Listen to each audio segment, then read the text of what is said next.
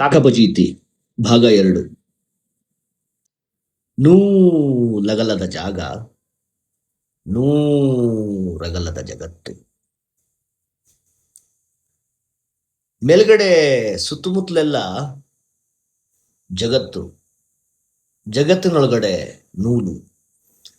ನೂಲ್ಗೂ ಜಗತ್ತಕ್ಕೂ ಎಲ್ಲಿಂದ ಸಂಬಂಧಗಳು ಅನ್ನೋದು ಯಾರಿಗಾದ್ರೂ ಪ್ರಶ್ನೆ, ಸಮಸ್ಯೆ ಇನ್ನೂ ಬಾಕಿ ಇದೆ ಅಂತಂದ್ರೆ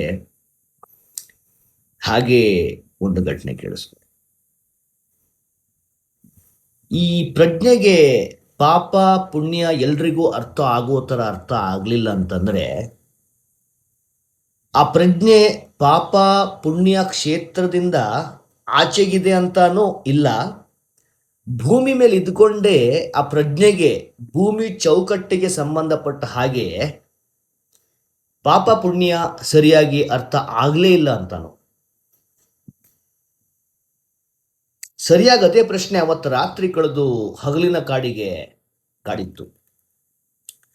ನೆಲಕ್ಕಚ್ಚಿ ಬಿದ್ದು ಸಾವನ್ನಪ್ಪಿದ ಆ ಮರಿಕಾಗಿದ್ದು ತಪ್ಪ ಇಲ್ಲ, ಅವಿಷ್ಟನ್ನು ಮುಖ್ಯ ಭೂಮಿಕೆಯಲ್ಲಿ ಇದ್ಕೊಂಡು ನಡೆಸ್ಕೊಟ್ಟಂತ ಗೂಬೆದು ತಪ್ಪ. ರಾತ್ರಿ ಸತ್ಯ ಹಗಲಿನ ಸತ್ಯಕ್ಕೆ ಹೋಲಿಕೆ ಆಗಿ ಸರಿಸಮ ತೂಗ್ಲೇ ಇಲ್ಲ.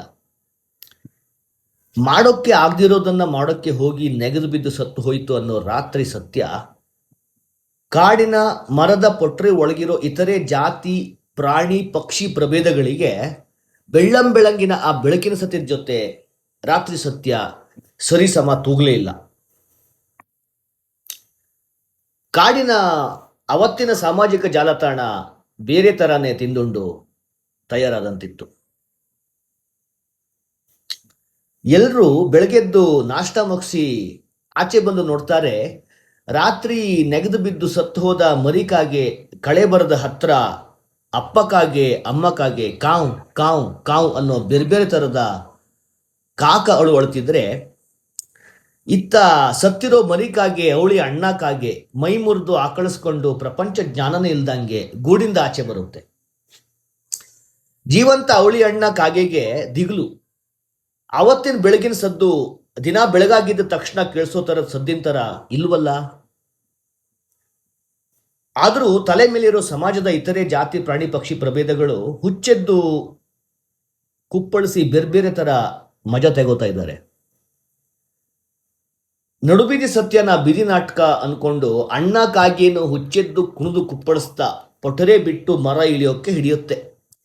ಅದಕ್ಕೂನು ಬೀದಿ ನಾಟಕದ ವಿನೋದ ತಮಾಷೆಯಲ್ಲಿ ಭಾಗಿ ಆಗಬೇಕು ಅನ್ನೋ ವಿಚಿತ್ರ ಆದರೂ ಅಷ್ಟೇ ವಿಶೇಷವಾದ ಕಾಕ ಉತ್ಸಾಹ. ರಾತ್ರಿ ನಡೆದ ಸತ್ಯದ ಕಿಂಚಿತ್ತೂ ಅರಿವಿಲ್ಲದೆ ಅಣ್ಣಕ್ಕಾಗೆ ಕಾವ್ ಕಾವ್ ಕಾವ್ ಅಂತ ಕುಪ್ಪಳಿಸ್ತಾ ಗೊಳೋ ಅಂತ ಅಳ್ತಿರೋ ಅಪ್ಪಕ್ಕಾಗೆ ಅಮ್ಮಕ್ಕಾಗೆ ಹತ್ರಕ್ಕೆ ಬಂದು ಸೇರ್ಕೊಳ್ಳುತ್ತೆ. ದಿನ ಬೆಳಗಾಗೆದ್ದು ಆಡೋ ತರ ಅಪ್ಪಕ್ಕಾಗೆ ಅಮ್ಮಕ್ಕಾಗೆ ಅಕ್ಕಪಕ್ಕ ಸುಳಿದಾಡಿ ಹಾರ್ತಾ ನಗ್ತ ನಗ್ತ ಉತ್ಸಾಹದಿಂದ ಅಪ್ಪ ಅಮ್ಮ ಅದು ಅದು ಅದು ತಮ್ಮಕ್ಕಾಗೆ ಹಾಗ್ಯಾಕೆ ಮಲ್ಕೊಂಡಿದ್ದಾನೆ, ಅಣ್ಣಕ್ಕಾಗೆ ಮುಗ್ಧತೆಗೆ ಮೇಲಿನ ಸಮಾಜ ಹುಚ್ಚೆದ್ದು ಹಾರಿ ಹಾರಿ ನಗೋಕ್ಕೆ ಹಿಡಿದ್ರೆ ಅಣ್ಣ ಕಾಗೆಗೂ ಅದು ವಿನೋದ ತಮಾಷೆ ಅಂತನ್ಸಿ ಅದು ಬಿದ್ದು ಬಿದ್ದು ಉಳ್ಳಾಡ್ಕೊಂಡು ಗಹಗಹಿಸಿ ನಗೋಕ್ಕೆ ಹಿಡಿಯುತ್ತೆ.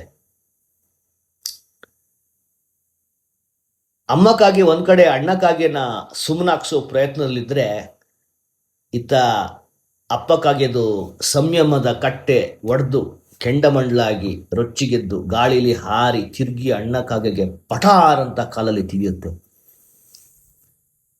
ಅಷ್ಟೇ, ಅಣ್ಣಕ್ಕಾಗಿ ಅದು ನಗೆಗಡ್ಲು ಬತ್ತಿ ಹೋಗಿ ನೋವಿಂದ ಚಿಟಾರ್ ಅಂತ ಚೀರ್ತಾ ಪಲ್ಟಿ ಮೇಲೆ ಪಲ್ಟಿ ಹೊಡೆದು ಕಾಲ್ ಮುರ್ಕೊಂಡು ಬೀಳುತ್ತೆ. ಘಟನೆ ತೀವ್ರತೆ ಮೇಲಿನ ಸಮಾಜಕ್ಕೇನು ತಟ್ಟದೇ ಇರಲಿಲ್ಲ. ಚುರ್ರು ಅಂತನ್ಸಿ ಅಯ್ಯೋ ಪಾಪ ಅನ್ಕೊಂಡು ಅವು ಸ್ವಲ್ಪ ಹೊತ್ತು ನಿಶಬ್ದಕ್ಕೆ ಮೊರೆ ಹೋದು. ಕಾಲ್ ಮುರ್ಕೊಂಡು ನೋವಿಂದ ಚಿರಾಡ್ತಾ ಒದ್ಲಾಡ್ತಿದ್ದ ಅಣ್ಣಕ್ಕಾಗಿ ಅವಸ್ಥೆ ನೋಡಿ ಅಮ್ಮ ಕಾಗೆ ದಂಗೆದ್ದು ಹೋಗುತ್ತೆ. ಅಯ್ಯೋ ದೇವ್ರೆ, ಕಾವ್ ಕಾವ್ ಕಾವ್ ಅನ್ಕೊಂಡು ಇನ್ನೇನು ಅಣ್ಣಕ್ಕಾಗಿ ಹತ್ರಕ್ಕೆ ಹೋಗಬೇಕು ಅಷ್ಟರಲ್ಲಿ ಅಪ್ಪಕ್ಕಾಗೆ ಅಮ್ಮಕ್ಕಾಗಿ ಹತ್ರಕ್ಕೆ ಹಾರಿ ನೀನಾದ್ರೂ ವಕಾಲತ್ ವಹಿಸ್ಕೊಂಡು ಹೋಗೋದೇನು ಬೇಕಾಗಿಲ್ಲ. ನೋವಲ್ಲಿ ಅಲ್ಲೇ ಬಿದ್ದಿರ್ಲಿ ಸ್ವಲ್ಪ ಹೊತ್ತು. ಮೊದಲು ತಮ್ಮಕ್ಕಾಗಿದ್ದು ಸಂಸ್ಕಾರ ಮಾಡಿ ಮುಗಿಸೋಣ ಅಂತಂದು ಇನ್ನೇನು ತಮ್ಮಕ್ಕಾಗಿ ಕಳೆಬರದ ಹತ್ರಕ್ಕೆ ಹಾರಿ ಹೋಗಬೇಕು. ಅಷ್ಟರಲ್ಲಿ ತುಂಬಾ ಹೊತ್ತಿಂದ ತನ್ನ ಬಿಲ್ದಲ್ಲಿ ಹೊಂಚ್ ಹಾಕಿ ಕಾಯ್ಕೊಂಡಿದ್ದಂಥ ಒಂದು ಗಜಗಾತ್ರದ ಹೆಗ್ಗಣ ಛಂಗ್ ಅಂತ ಬಿಲ್ದಿಂದ ಆಚೆ ಬಂದು ತಮ್ಮ ಕಾಗೆ ಕಳೆಬರನ್ನ ಕಚ್ಚಿ ಎಳ್ಕೊಂಡು ತನ್ನ ಬಿಲ್ಲೊಳಕ್ಕೆ ಹೋಗೇ ಬಿಡುತ್ತೆ. ಎಂಥ ದಯನೀಯ ದಾರುಣ ಪರಿಸ್ಥಿತಿ. ಕೊನೆ ಗಳಿಗೆಯಲ್ಲಿ ಕೊನೆ ನೋಟನೇ ಬಾಕಿ ಆಯಿತು. ತಮ್ಮಕ್ಕಾಗಿ ಅಂತಿಮ ಸಂಸ್ಕಾರದ ಅವಕಾಶವನ್ನು ತಪ್ಪಿ ಹೋಗಿ ಆ ಕಾಕ ಕುಟುಂಬದ ನಸೀಬು ನಿಜವಾಗ್ಲೂ ಬರಗೆಟ್ಟು ಗತಿಗೆಟ್ಟು ಹೋಗಿತ್ತು.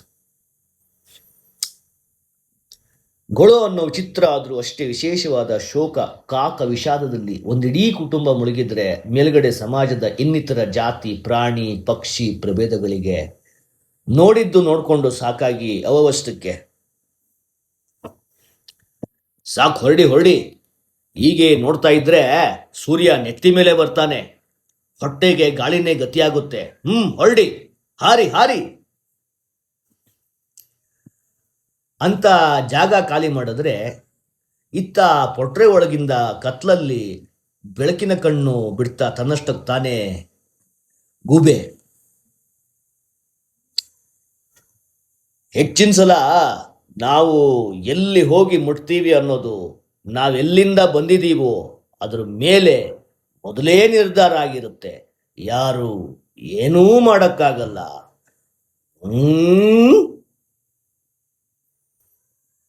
Thank you. ಅಡೋಟ್ನಾಥ.